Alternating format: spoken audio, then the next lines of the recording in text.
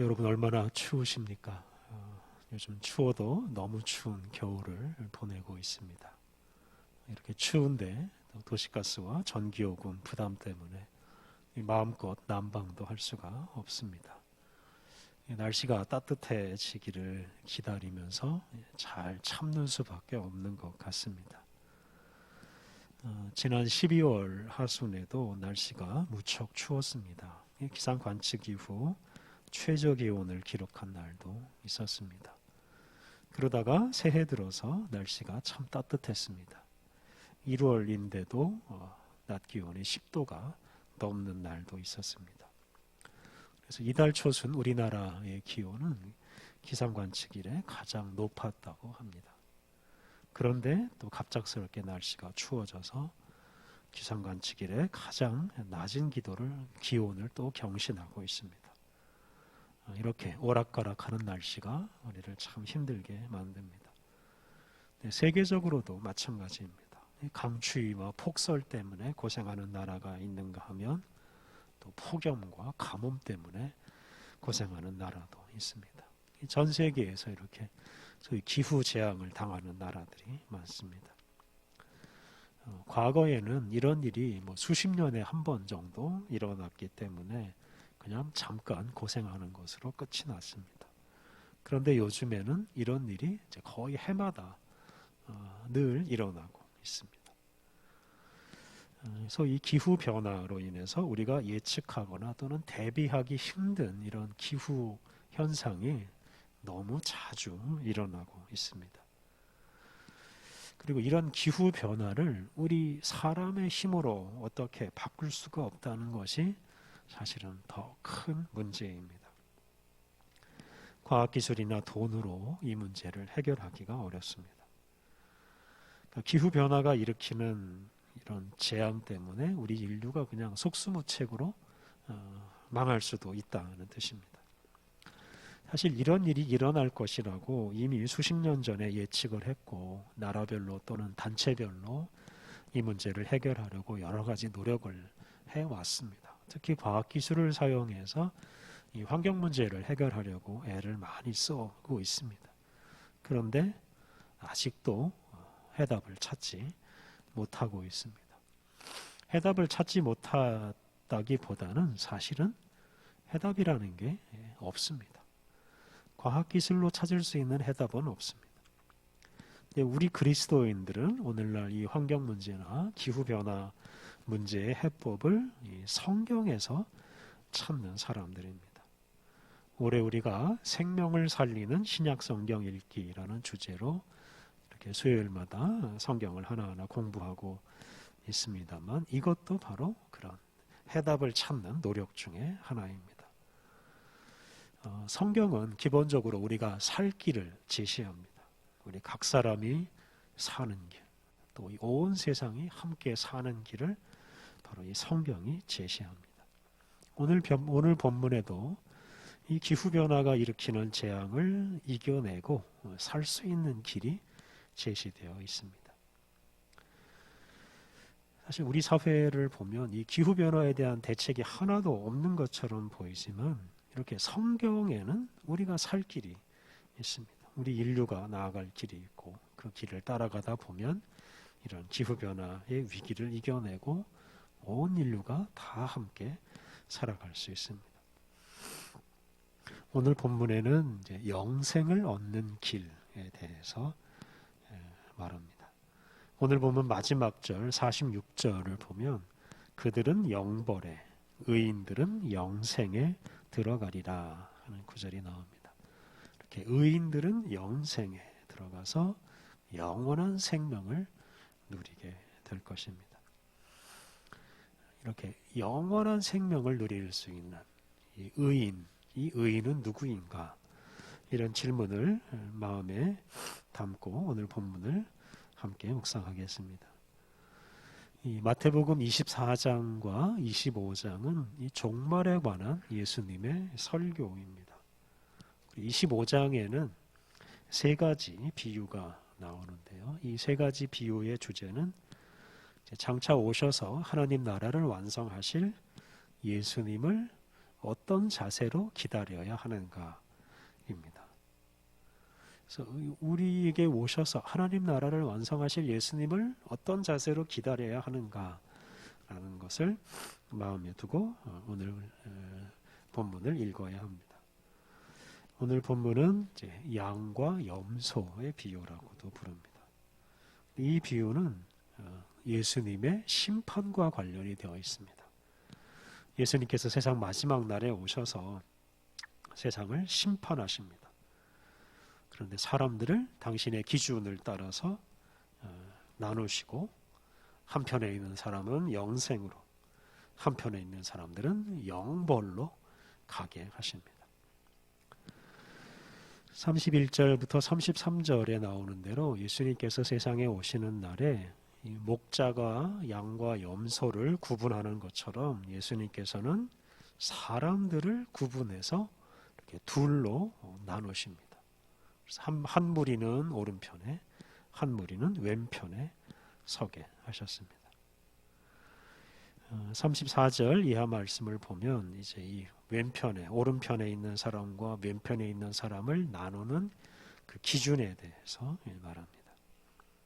먼저 34절부터 40절까지 말씀은 예수님 오른편에 있는 사람에 대한 말씀입니다. 34절을 보면 임금이신 예수님께서 이 오른편에 있는 사람들에게 복이 있다고 말씀하시면서 그들이 하나님의 나라를 상속받을 것이라고 말씀하셨습니다. 이렇게 오른편에 있는 사람은 하나님 나라를 선물로 받고 그 나라에서 영생을 누리게 될 것입니다. 35절과 36절을 보면 이제 그 이유를 설명하십니다. 35절, 36절 내가 줄일 때에 너희가 먹을 것을 주었고 목마를 때에 마시게 하였고 나그네 되었을 때에 영접하였고 헐벗었을 때에 옷을 입혔고 병들었을 때에 돌보았고 옥에 갇혔을 때에 와서 보았느니라. 예수님께서 당신 오른편에 있는 사람들에게 당신이 배고플 때 그들이 먹을 것을 주었고 당신이 목마를 때 마시게 하였고 나그네 되었을 때 영접하였고 헐벗었을 때 옷을 입혀주었고 또 병들었을 때 돌보아주고 옥에 갇혔을 때 돌보아 주었다라고 말했습니다. 바로 이것 때문에 이 오른편에 있는 사람들이 하나님 나라를 상속받고 영생을 누리게 된 것입니다. 그런데 이 말을 들은 오른편에 있는 사람들이 의아해하면서 임금이신 예수님께 자기들이 언제 그런 일을 했느냐라고 질문을 합니다. 사실 그들은 예수님에게 그런 일을 해드린 적이 없습니다. 예수님을 만난 적도 없고 예수님을 도와준 적도 없습니다. 그래서 이제 그런 질문을 한 것인데요. 그때 예수님께서 이렇게 대답하십니다. 40절 임금이 대답하여 이르시되 내가 진실로 너희에게 이르노니 너희가 여기 내 형제 중에 지극히 작은 자 하나에게 한 것이 곧 내게 한 것이니라 하시고 예수님께서 여기 내 형제 중에 지극히 작은 자에게 한 것이 곧 당신에게 한 것이다 라고 말씀하셨습니다. 지극히 작은 자는 누구이겠습니까? 앞에서 말한 배고픈 사람, 목마른 사람, 집이나 고향이 없어서 이리저리 떠도는 나그네, 또 헐벗은 사람, 병든 사람, 감옥에 갇힌 사람 이런 사람들이 바로 지극히 작은 사람들입니다. 예수님은 그런 사람들을 대접하는 것이 곧 당신을 대접하는 것이다 라고 말씀하셨습니다. 달리 말하면 예수님은 지극히 작은 사람들과 함께 하시면서 사람들의 사랑의 손길을 기다리고 계십니다. 그리고 당신에게 사랑을 베푸는 사람들을 기억하시고 그들을 하나님 나라와 영생으로 이끌어 주십니다. 그러므로 예수님께서 주시는 이런 영생을 누리고자 하는 사람은 지극히 작은 사람들을 예수님처럼 존귀하게 여기고 사랑해야 합니다. 지극히 작은 자를 사랑하는 것이 곧 영생의 길입니다. 41절 이하 말씀에는 이제 정반대 이야기가 나옵니다. 예수님께서 왼편에 있는 사람들에게 하나님 나라 대신에 영원한 불 속에서 살라고 말씀하십니다. 그리고 42절, 43절에서 그 이유를 설명하시는데요. 예수님은 당신이 배고플 때, 또 목마를 때, 나그네 되었을 때, 헐벗었을 때, 병들었을 때, 옥에 갇혔을 때 그 왼편에 있는 사람들은 당신을 도와주지 않았다. 바로 그것 때문에 영원한 불 속에 가라고 하신 겁니다. 그러자 왼편에 있는 사람들도 자기들이 언제 예수님을 외면했느냐라고 예수님께 질문했습니다. 그때 예수님께서 대답하십니다. 45절, 46절 이에 임금이 대답하여 이르시되 내가 진실로 너희에게 이르노니 이 지극히 작은 자 하나에게 하지 아니한 것이 곧 내게 하지 아니한 것이니라 하시리니 그들은 영벌에 의인들은 영생에 들어가리라 하시니라. 예수님은 지극히 작은 자에게 하지 않은 것이 곧 당신에게 하지 않은 것이다 라고 말씀하셨습니다. 그리고 결론적으로 지극히 작은 자들을 무시한 사람들은 영벌에 들어가고 지극히 작은 자에게 사랑을 베푼 의인들은 영생에 들어갈 것이다 라고 말씀하셨습니다. 오늘 본문이 우리의 구원의 문제에 대해서 모든 것을 말하지는 않습니다. 기본적으로 우리가 예수님을 믿음으로 구원을 받는 것이지 우리의 행위로 구원을 받는 것은 아닙니다. 그럼에도 불구하고 오늘 본문이 우리에게 강조하는 것을 우리가 무시해서는 안 됩니다. 오늘 본문은 하나님 나라에서 영생을 누릴 사람이 어떻게 살아야 하는지를 말해줍니다. 지극히 작은 사람을 무시하지 않고 존중하고 사랑하는 사람이 바로 이런 영원한 생명을 누릴 자격이 있습니다. 그래서 어떤 구원에 관한 어떤 교리로 이 말씀이 강조하는 이 강조점을 약화시키지 않아야 합니다. 우리는 예수님의 이 말씀을 정말 두려운 마음으로 아주 중요한 말씀으로 받아들이고 이 말씀을 따라서 지극히 작은 사람을 소중히 여기며 사랑해야 합니다. 오늘 본문을 이제 최후의 심판이라고도 부릅니다. 여러분, 세상 마지막 날에 성공한 사람과 실패한 사람을 분류한다고 생각해 보십시오. 근데 그 분류 기준이 그 일반적인 이런 세상의 방식과 성경의 기준이 다르다 하는 것을 우리가 기억해야 합니다. 일반적인 기준으로 보자면 이제 부자가 되거나 높은 지위에 오른 사람을 이제 성공한 사람이라고 분류합니다. 반면에 이제 신용불량자가 되거나 파산자가 된 사람은 실패한 사람으로 분류합니다. 근데 이런 성공에 관한 이런 세상의 기준 때문에 우리가 살아가는 세상은 전쟁터와도 같습니다.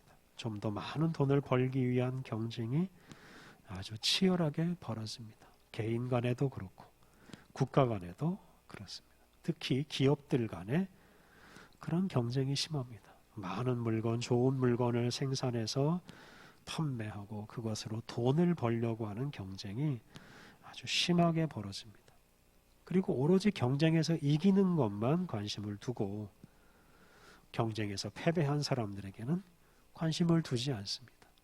경쟁에서 패배한 사람들이 또는 경쟁에서 패배한 기업이 처참하게 망하는 모습을 보면서 나는 그렇게 되지 말아야 하지 라고 결심하고 더 치열하게 경쟁하는 사람들도 많습니다.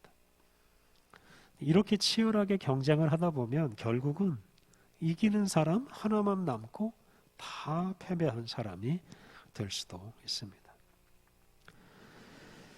우리 인류가 잘 살기 위한 경쟁을 계속한 덕분에 사실은 많은 사람들이 부자가 되었습니다.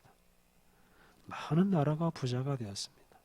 하지만 모든 사람이 부자가 된 것은 아닙니다. 가난한 나라도 참 많습니다. 굶어 죽는 사람도 참 많습니다. 가난한 사람보다는 못 사는 사람, 가난한 나라보다는 못 사는 나라가 훨씬 더 많습니다. 승자보다 패자가 더 많기 때문에 이런 일이 벌어집니다.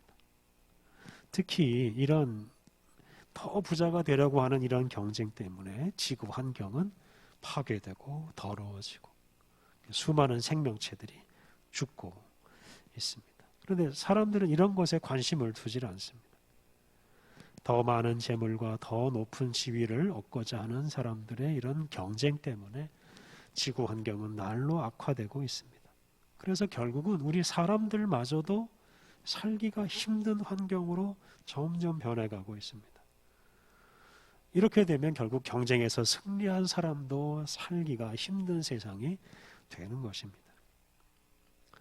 패배한 사람, 지극히 작은 사람에게 관심을 두지 않고 자기만 더 많은 것을 소유하려고 하는 사람, 특히 우리 인간의 이기심 때문에 죽어가는 수많은 동식물들을 무시하고 그냥 자기 혼자 부자가 되려고 하는 사람, 성경의 기준으로 보면 바로 이런 사람들이 실패한 사람들이고 영벌에 들어갈 사람들이고 세상을 망하게 하는 사람들입니다. 오늘 설교 제목을 지극히 작은 생명 돌보기라고 정했습니다. 네, 지극히 작은 생명은 오늘 본문에 나오는 지극히 작은 자들, 가난한 사람들, 약한 사람들, 감옥에 갇힌 사람들을 포함하는 말입니다. 또한 사람들의 욕심 때문에 죽어가는 동식물들을 가리키는 말이기도 합니다. 우리 주변에 있는 동식물은 우리 사람에 비하면 아주 지극히 작은 자에 불과합니다. 우리 사람 마음 먹기에 따라서, 사람의 행동에 따라서 이 동식물들이 죽기도 하고 살기도 하기 때문입니다. 그러니까 우리 주변에 있는 동식물은 참 약하고 작은 자입니다. 오늘 본문은 이 지극히 작은 자를 예수님처럼 소중하게 여기고 사랑하라고 권면합니다. 우리 인류는 그동안 부자가 되겠다는 이런 욕망 때문에 끊임없이 이 자연세계를 착취하며 살았습니다. 개발이라는 미명하에 산과 들과 바다와 강을 다 파헤치고 거기에 살고 있는 동식물들을 수없이 많이 죽였습니다. 그 결과가 무엇입니까? 그 결과 중에 하나가 바로 오늘 우리가 겪고 있는 이 한파, 기후변화 또는 기후재앙입니다. 우리가 이런 재앙을 앞으로도 계속 겪어야 할 것이고 때로는 감당할 수 없는 재앙이 다가올 수도 있습니다. 그러니까 지극히 작은 생명을 무시한 것 때문에 우리가 지금 이런 일을 당하고 있다라고 우리가 생각해야 합니다. 우리 사람은 결코 혼자 살 수 있는 존재가 아닙니다. 다른 사람의 도움 없이는 살 수가 없습니다. 특히 다른 동식물들의 도움 없이는 우리 사람이 살 수가 없습니다. 여러 사람들과 잘 어울리고 특히 이 다른 동식물들과 우리 사람이 좋은 조화를 이룰 때 우리가 좋은 인생을 살아갈 수 있고 좋은 세상을 만들 수가 있습니다. 이걸 모르고 그냥 자기 혼자만 잘 살려고 다른 사람 무시하고 다른 동식물을 무시하면 그 사람은 결국 자기도 망가뜨리고 세상도 망가뜨리는 사람입니다. 우리 인류는 지금 다 함께 망할 수도 있는 아주 큰 위기에 처해 있습니다. 그래서 지금은 더 잘 살기 위해서 다른 사람, 다른 기업, 다른 나라와 이렇게 자꾸 경쟁을 하는 때가 아닙니다. 이런 경쟁은 더 이상 하지 않아야 합니다. 정반대로 이런 경쟁 과정에서 패배하고 실패한 작은 사람들, 작은 기업들, 작은 나라들을 찾아내고 돌보아 주어야 합니다. 특히 우리 인간의 욕심 때문에 상처 입고 죽어가는 동식물들을 우리들이 찾아내고 그들을 잘 돌보고 그들을 다시 살려내야 합니다. 우리가 이렇게 작은 자들을 얼마나 많이 찾아내고 얼마나 많이 돌보느냐에 따라서 우리가 영생에 들어가느냐 아니면 영벌에 들어가느냐가 결정됩니다. 우리 주변에 있는 작은 생명들을 살리기 위해서 우리가 좀 더 가난하게 살고 좀 더 불편하게 살아갈 때 우리가 살아가는 세상은 좀 더 살만한 세상으로 변화될 것이고 우리는 영생을 누리게 될 것입니다. 여러분, 춥다고 해서 그냥 마구 난방을 하면 그 난방 때문에 작은 생명체들이 더 많이 죽습니다. 덥다고 해서 냉방을 더 많이 하면 그것 때문에도 작은 생명들이 죽습니다. 우리가 좀 더 편안하고 좀 더 화려하게 살려고 하면 할수록 이 작은 생명들이 사라지고 죽습니다. 이런 현실을 우리들이 직시하고 정말 작은 생명을 돌보기 위해서 우리가 모든 일을 조심해야 합니다. 물건 하나 살 때에도, 집안에 전등을 켜고 집안에 가전제품을 사용할 때도, 차를 운전할 때에도 행여 이것 때문에 작은 생명 하나가 다치지는 않을까, 죽지는 않을까 생각하면서 조심하고 절제하며 살아가야 합니다. 우리가 그렇게 지극히 작은 생명을 사랑하고 돌봄으로써 하나님께서 창조하신 이 창조세계를 다시 아름답게 회복시키고, 또한 우리들은 예수님께서 선물로 주시는 그 하나님 나라에서 영생을 누리며 살아가야 하겠습니다. 함께 기도하겠습니다. 지극히 작은 우리를 사랑하시는 하나님, 감사합니다. 우리의 이웃과 우리 주변에 있는 동식물을 통해 우리를 세상에 태어나게 하시고 지금까지 살아오게 하신 주님을 찬양합니다. 하나님, 주님의 큰 사랑을 받은 우리들이 주님처럼 사랑하며 살게 하옵소서. 사람들의 욕심과 경쟁 속에서 패배하여 가난해진 사람들을 더욱 사랑하게 하옵소서. 우리 사람들의 욕심과 무분별한 개발 때문에 죽어가는 수많은 동식물들을 사랑하게 하옵소서. 하나님, 우리가 더 잘 살고자 하는 욕망을 내려놓고 지극히 작은 자들을 찾아 나서게 하옵소서. 우리 인류 때문에 죽어가는 동식물들을 잘 보살피게 하옵소서. 그리하여 모든 생명체가 풍성한 생명을 누리는 하나님의 나라를 우리가 이곳에서 실현하고 그 나라에서 우리 모두 영생을 누리며 살게 하옵소서. 예수님의 이름으로 기도드립니다. 아멘.